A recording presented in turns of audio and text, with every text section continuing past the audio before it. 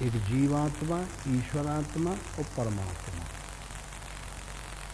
तो गीता में स्पष्ट आया है कि द्वामेव पुरुषो लोकाक्षर एवता क्षरा सर्वाणि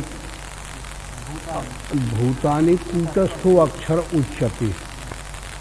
हाँ, दो प्रकार के पुरुष हैं, एक क्षर क्षण क्षण पे नष्ट होने वाला और एक अक्षर ओमिति का अक्षर।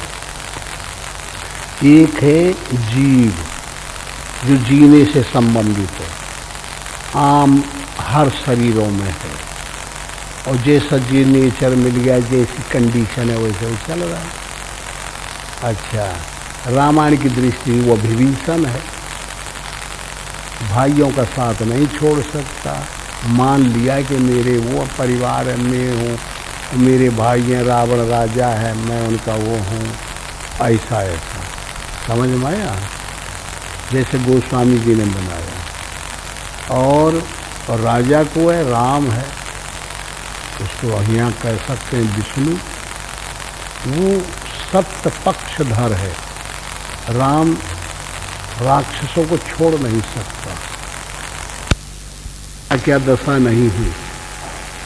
जो भी कोई भी ईश्वर की तरफ जब चलने लगता है तो व्याधि स्त्यान तमाम घेर लेती है, समझे। दैहिक दैविक भौतिक चारों तरफ से छोड़ो नहीं, घेर सब सजग हो जाओ, निकले न पावे, सावज आए शिकार आए, निकले न पावे, घेर के यही मारेगा। तो फिर जो सच्चे साधक होते हैं वो तो समझ जाते हैं कि हमारी क्या कंडीशन है, हमारे पीछे कितने लोग लगे हैं, पास्ट टेंस किए हुए पुराने कर्म अलग लगे हैं, प्रेजेंट में जो हम कर रहे हैं वर्तमान वो अलग लगे हैं, फ्यूचर में जो आने वाले हैं वो अलग लगे हैं। और जो भी खराबी, जो हमारी कमजोरी है, हमसे जो साधना नहीं हो पाती है, वो भगवान के लिए जो कोर्स पूरा हम पढ़ाई नहीं कर पाए, वो एक्स्ट्रा अलग पड़ा है, उसके लिए भगवान अलग से बीमारी दे करके ना उसे भोगवाता है। तो इस तरीके से ये एक जर्नल चीज है, तुम्हारे लिए नहीं है, सबके लिए, हमारे लिए, तुम्हारे लिए, जो इस लाइन में चलने लगता है। और ये कई आधार है इससे बचने का। जो कमजोर साधक हैं वो तो ये चिल्लाने लगते हैं कि भाई अभी मुआ नाती आए, वही थोड़ा बड़ा हो जाए तब मैं निकल जाऊँ, और नाती अब पनाती तैयार कर दी तब भरेगी, पनाती सनाती तैयार कर दे वो छोड़ी। वो माया बहुत दूसरी ढंग की है, वो तो प्रकृति का, उसको कहते हैं ईश्वरीय कॉन्स्टिट्यूशन, ईश्वरीय संविधान। वो मनुष्य का बनाया हुआ थोड़े आए। हम तो ये चाहते हैं कि कल हम भगवान को प्राप्त कर लें, कल शांति मिल जाए, कल हम सब कुछ पूरा कर लें। जब हो जाए तब ना। कितना जन्म जन्मांतरों से कर्जा हुआ है, कितना प्रकृति का है, कितना हमने क्या क्या किया है, वो सब रिकॉर्ड कंप्यूटर जैसे स्काई में सब बना हुआ है। और ये संविधान, ये उसके उल्लेख है, लेख है, सब ऑटोमेटिक कॉन्स्टिट्यूशन जो परमात्मा का प्रकृति का संविधान है, उसके पास सब कायदा कानून, इनको कैसे रहना है, कैसे जीवन व्यतीत करना है, कितना साधन कर पाएंगे, कितना एक्स्ट्रा उपभोग कर पाएंगे, कितना और कमा लेंगे, बुराई कितना कर लेंगे, कितना भगवान को इनका निपटाना है, कितना इनसे बनेगा, कितना रह जाएगा या कितना पूरा होगा, ये तो वो जानता है सबके मामले में। एक तो ईश्वरीय संविधान है हर एक आदमी का उसके पास में, और एक हमारे तुम्हारे पास है कि हम ऐसा रहना चाहते हैं, ऐसा रहेंगे, ऐसे हो जाएं, इतने बड़े हो जाएं, सब पे छा जाएं। ये कल्पना किसको नहीं है? सब चाहते हैं कि हमें ईश्वर मिल जाए, शांति मिल जाए, परमात्मा मिल जाए, सुख मिल जाए, मुक्त हो जाएं, बड़े हो जाएं, धनवान हो जाएं। ये कुछ 10-20 ऐसी कल्पनाएं कि आदमी को छेदे खा रही हैं। इनसे जब उस फुर्सत हो तो इस ढंग से जो है इन बातों को एडजस्टिंग करनी है सबकी, कैसे हमारे समझ में ये आओ। इसी के लिए आए वो पुस्तक जो पढ़ते रहे, तो आज नहीं पढ़ेगा कहाँ तू लोगों ने, कहाँ है? करो, विचार से हो जाए, चाहे विचार को कर्तव्य में परिणित करके ढाल के हो जाए, चाहे शारीरिक दृष्टि से ढाल लो, चाहे अंतःकरण में प्रवेश कर जाओ, फिर ये प्रक्रिया सब समझ में आने लगेगी।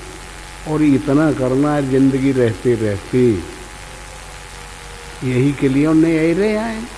और जो 50-60 साल के बाद जो एज हो गई तो वो तो रिटायर्ड हो गया, काम का तो रह नहीं गया। गवर्नमेंट उसे फेंक दी, खाएं जिए का के 10-20 साल जी, तो चलो 1000-4 रुपया दे दो, खात बनाते रही पड़ा रहे, यही मतलब है। फिर वही कोई सूंघत है, लड़का नातिन की तरफ जाए तो लड़का नातिन की तो उस समय वो युवावस्था आ जाई तो बुढ़ा गिनगिनात रही, तो फिर वही मनी है को कुछ दिन सहन करिए, कुछ दिन के बाद दूध पानी माँ की फेंक दिया है। तो ये सबसे बच के नहीं भाई रास्ता अपना लो, पहले ही से जहाँ जाना है तो अपना ही राजी हो जाओ कि हमें तैयार है, हम मृत्यु के लिए, मृत्यु भाई तुम आ जाओ, हम खुश हैं, इतना तय करना है। यही को कहते हैं कि जाहि विद राखे राम वाही विद रहिए। यही को कहता है गीता कि माम एकम शरणम ब्रजा, मेरे शरण हो जाओ, मुझे समर्पण कर दो।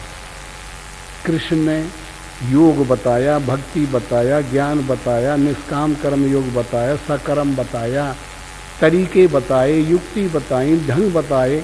1 अध्याय 2, 3, 4, 5, 6, 17 अध्याय, 17 सिद्धांत कायम किए। अर्जुन तुम ऐसे ऐसे करो तो ऐसे हो जाओगे, ऐसे ऐसे करो तो ऐसे हो जाओगे। हर अध्याय में एक एक सिद्धांत रखा, लेकिन अर्जुन एक ही बात पे जिद करता रहा कि भगवान मैं मन को नहीं रोक सकता, मन तो वायु से भी तेज दौड़ने वाला, मैं नहीं रोक सकता, मैं इनका त्याग नहीं करता। तो ये मेरे काका बाबा मामा ताता ये सब खड़े हैं, मैं जब छोटा था धूल में खेलता था, मैं इनके गोद में घुस जाता था, मुझे प्यार से रखते थे, मैं उनको मार डालूं, ये आप क्या बता रहे हैं? ये मेरे ताता काका मामा ताता बाबा चाचा दादा हैं, ये आप क्या कहना चाहते हैं? तो कृष्ण चुप हो गए, कहे बोले वाह अरे पंडित, अब ते हमका उपदेश करिए, कहाँ का सशुद्धु चट, अरे ये तेरे काका बाबा नहीं है, ये तेरे प्राण घातक है, मैं हूं तेरा शुद्ध गोती जो तुम्हारे अंदर बोल रहा है, मैं तेरा कभी साथ नहीं छोड़ता। ये बाबा जब तुम मरोगे तो कभी साथ नहीं जाएगा, ये तेरा लड़का कभी तेरे साथ नहीं जाएगा, जाता है कि वो कहते साथ, ये घर तुमने बनाए कभी तेरे साथ नहीं जाएगा, ये कहाँ तेरे साथी हो गए, बनावटी बना लिया, स्वप्न देख के तुम सही मान लिया। सही तो हम हैं जो तेरी श्वासा में हम ओतप्रोत हैं, हम इतने माइली कुल पारदर्शी हैं जो तेरी आत्मा में जो श्वासा लेते हो उसी में मैं रमण करता हूँ।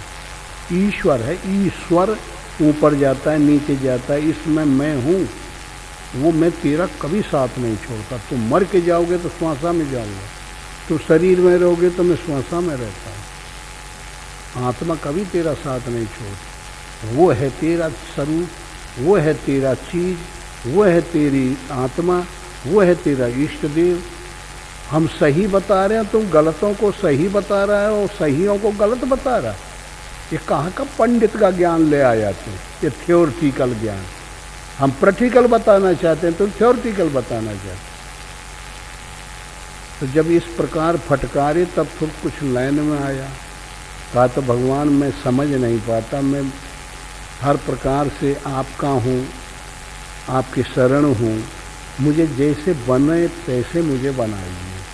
अब मैं इतना ही समझ पा रहा हूँ, उन्हें जितना जानता हूँ जितना मैं बता रहा हूँ, इतना ही तो समझ पाया हूँ कि ये मेरे माता हैं, ये पिता हैं, और तो कुछ मैंने जाना नहीं। तो अब इसके आगे जो चीज़ है वो आप मुझे बताइए। मेरे माता पिता आप सब हैं।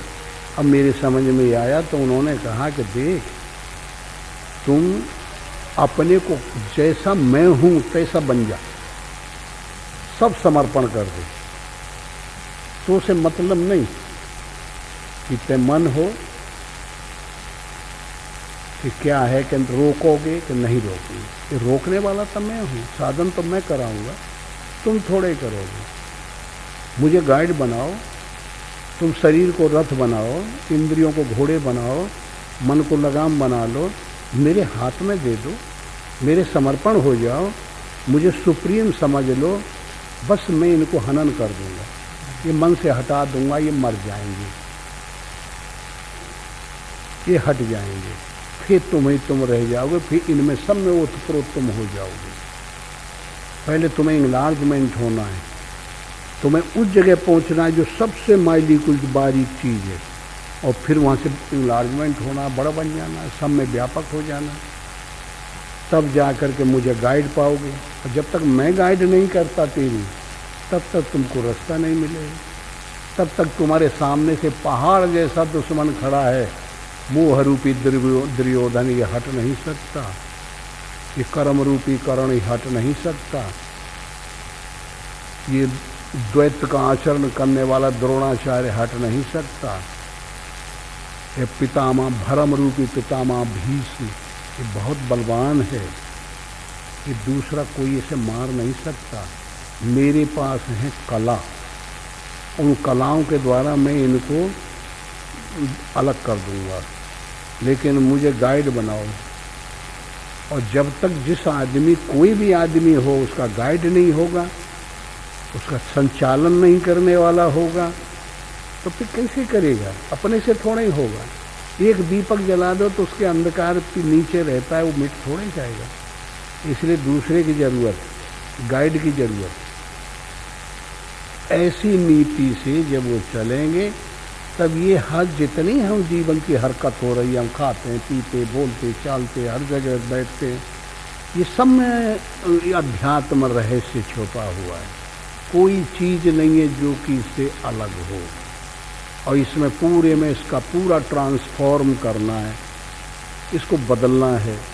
अब कहते हैं महाभारत हुआ था, पूरे भारत के बलवान राजा सब एक तरफ हो गए और एक तरफ बलवान एक तरफ हो गए। कुल मिला करके कितने अक्षौणी सेना थी? 18। अक्षौणी डिवीजन को कहते हैं, समझे? एक इकाई को एक सिपाही कहते हैं, 3 सिपाहियों को स्काउट कहते हैं, 10 सिपाही को एक सेक्शन कहते हैं, और ऐसी 3 सेक्शन को एक प्लाटून कहते हैं, और 3 प्लाटून को एक कंपनी कहते हैं।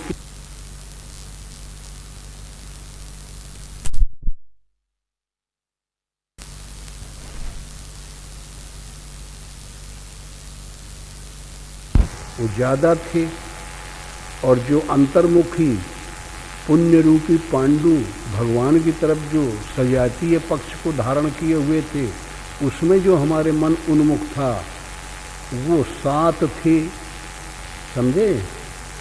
अब समझ लो कि 2 भागों में बट गया हमारा अंतःकरण।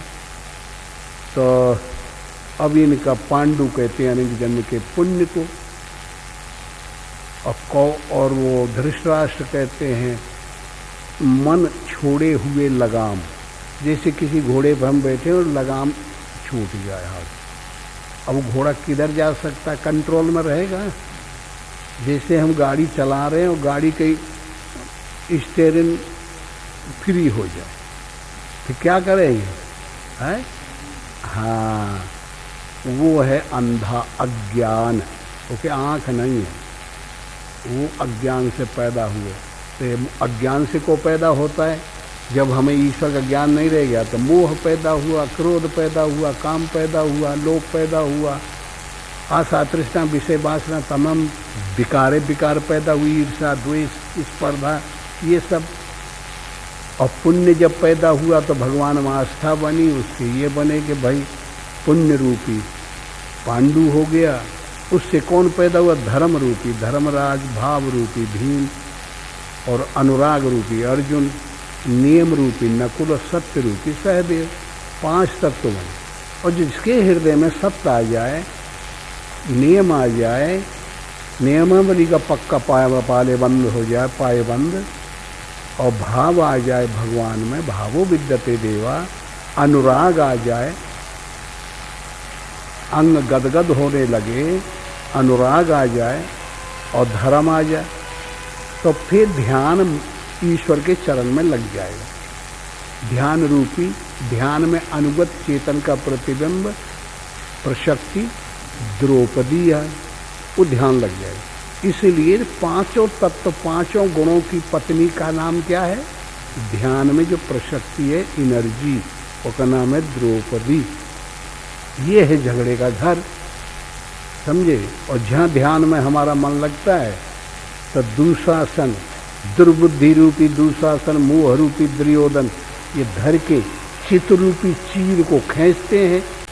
बस उतना ही चीज है, अंतःकरण के उल्लेख आए, ये कहानी आए, और उनको हम उठा के वहाँ रख देते हैं कि भाई द्रौपदी वो रही, कृष्ण वो रहे। अब ये है क्या? ये तो अब भी है। ये सब कोई भी नज़ीर कहीं जाती है, बड़े बड़े केस जो है, एक एक वकील की नज़ीर से सुप्रीम कोर्ट छोड़ देता है, तो वो नज़ीर कानून बन जाती है ना, वो दूसरों के लिए होती है। तो गई थोड़ा ही है, भगवान ने जो भी चरित्र किए तो पहले के लिए हुए, अर्जुन के लिए हुए, तो हमारे लिए तो है। अब वो में लिखा जरूर है गीता में, तू लोगों ने भी देखा होगा। क्या लिखा है कि अर्जुन, तुमको मैंने जो विराट स्वरूप के दर्शन कराए, ये न किसी ने आज तक पृथ्वी पे किया है, न कोई कभी करेगा, और न किसी ने कभी पाया है। तीनों काल में अवर्जित हो गया ना, तो इसका मतलब ये हुआ केवल कृष्ण भगवान किसके थे? अर्जुन के। हम लोगों से तो कोई तालमेल नहीं, और जो पैदा होने वाले हैं, यही हुआ ना। तो ये ऐसा नहीं माना जाता। अर्जुन कोई ऐसी चीज़ नहीं है जैसे हम लोग शरीरधारी हैं। अर्जुन तो हमारे तुम्हारे अंतःकरण में अनुराग है। अर्जुन अनुराग, धर्म है धर्मराज, भाव है भीम, वो सब आ जाएंगे तो फिर हमारे लिए हो जाएगा ना। ये कानून से भगवान सबके बन जाते हैं, आदर्शी आदरणीय बन जाते हैं, और ये परंपरा कायम हो जाती है। ये है हिंदू दर्शन का सिद्धांत। और अगर वैसे अर्थ का अनर्थ लगा देंगे तो फिर एक व्यक्ति तक रह जाएगा ना सीमित, तो वो अर्थ नहीं माने जाते। तो अब समझ गए कि अर्जुन कोई व्यक्ति नहीं था, अर्जुन अनुराग को कहते। ऐसे रामादल में देखिए, भगवान राम के साथ कौन थे? बड़भागी अंगद हनुमाना, चरण कपल चापत विधिनाना। दो ही बंदर थे बलवान, और दो ही बड़े भागी थे, करोड़ों बंदर थे, सब सेवा करते थे। तो अंगद कहते हैं, अंग शरीर हो गया, गद गद हो जाए, रोमांचित हो जाए। कभी कभी प्रेम आता है ना, भगवान को करुणा करके हम लोगों को रुदन आ जाता है, आता हर आदमी को आता होगा, वो अनुराग है। जब गदगद हो जाए, कंठ से वचन नहीं फूटता, अश्रुधारा बहने लगती है, रोए फूट जाते हैं, पनस फल जैसे हो जाते हैं, उसकी परिसीमा जो है अनुराग की है, उसको अंगद कहते हैं, न कि बंदर। और वो कंटिन्यू रह जाए। अंगद कह जाऊं मैं पारा, जिए संशय कुछ फिरती वारा। अनुराग आ तो जाएगा, लेकिन बहुत देर नहीं रहता ही है। कितना अनुराग आ जाए, घंटा 2 घंटा से ज़्यादा रही, अपने से ठंडा हो जाए, रुवाई वाई बंद हो जाती है। कितना प्रिय आदमी मर जाए, घंटा 2 घंटा, 1 दिन 2 रोज रोएंगे, फिर रुवाई आएगी, हिचकी हंसा आती रहती है, लेकिन रुवाई फिर मुन नहीं आता, बराबर चलता है। इसलिए ये अनुराग कहते हैं कि सीता के खोजों में अगर मैं जाऊं, अंगद कहे जाऊं मैं पारा, चला तो जाऊंगा, ये में शक नहीं। बड़ी ताकत है अनुराग में। इस संसार रूपी के वेग को, समुद्र को, संकल्पों को डांक करके अनुराग ईश्वर तक पहुंच सकता है। लेकिन जिये संशय को जो फिरती वारा सारो ठंडा हो जाए कुछ देर में, तब तो वहीं फंसे के फंसे रह जाएंगे, हम लंका से वापस ना आ पाएंगे। इसलिए भाई इतना मेरी क्षमता है, अब तुम दूसरा बखान करो। तो हनुमान से फिर जामवंत कहते हैं कि हनुमान काछ प्रसाद रहे बलवाना तेरे छमान है। हनुमान कहते हैं कि जो अनुराग में जो कभी कभी अनुराग की परिसीमा प्राप्त होती है, भगवान में हो जाता है, अनुराग में आवेश आ जाता है, वो कंटिन्यू रह जाए, बोलते चलते हंसते बोलते हमेशा रहे। ऐसी कौन सी युक्ति है? वो जिसके पास मिल जाए उसका नाम है हनुमान। हनन करे अभिमान का। ये जो अपन अंदर अभिमान आ गया ना, इसका हनन कौन कर सकता है? हनुमान। वैराग्य। तो अनुराग का जो परिस्थिति है, परिपक्व अवस्था, उसका नाम है वैराग्य। तो ये दो चीज जब आ जाएं तो साधक को दिन दूना रात चौगुनी गति बढ़ने को मिल जाती है, परमात्मा के समझने की बुद्धि आ जाती है, साधन करने की इंद्रियों में क्षमता आ जाती है, समझ काम कर जाती है, और पाप का पता नहीं लगता, भागे भूई नहीं मिलती, और पुण्य ललकारता रहता है चारों तरफ। साधना में इतनी क्षमता आती है। ये दो बलवान हों, और फिर जानना ईश्वर को जामवंत है, धर्म रूपी दधबल है, नियम न लील है, बहुत से योद्धा हैं। तो इस तरीके से इनकी गाथा यही समझने की चीज़ है कि जितने वेद शास्त्र पुराण जो भी लिखे गए हैं, ये ईश्वर को प्राप्त करने की कानून है, पूरा डॉक्यूमेंट है। ये इसको पढ़ना है, चलना है और बैठाना है अंदर। और जब सही समझ में आ जाएगी तो फिर जो ऋषि ने जो भी जहाँ किया रहा होगा, काल का भेद नहीं, एडजस्टिंग का भेद है। कभी भी किसी समय पे ईश्वर को जैसे समझ से अपने अंतःकरण बैठाया होगा, वो आज भी बैठा सकता है कोई भी। ऐसी शैली से इसको देखने देंगे। तो उसमें ये सत्संग की बातें हैं कि जो बाधाएं आती हैं, हम लोगों के मन इंद्रियां बाहरी पदार्थों की तरफ खिंचाव ले लेते हैं, नेत्र रूप की तरफ ले लेते हैं, कान श्रवण शब्द की तरफ दौड़ पड़ते हैं, वाक्य वाणी की तरफ दौड़ पड़ते हैं, जिह्वा रस स्वाद की तरफ दौड़ पड़ती है, ये त्वचा जो है स्पर्श करना चाहती है। तो इनका जो उपभोग है, ये इन्हें रोकने के लिए जो बाधक स्वरूप साधन करने की क्षमता आती है, वो इन कहानियों के मात्रे, किस्साओं के माथे बहुत अच्छी समझ में आती है। इस कोई भय भी नहीं लगेगा, कोई दोष भी नहीं आएगा, आनंद रहेगा और सब ठीक रहेगा। और नहीं तो दुरुपयोग है ये। और सब पब्लिक जितनी है, कोई ये नहीं चाहता कि हमें विष्णु रणुआ की पूजा करनी पड़े, सब लक्ष्मी लक्ष्मी।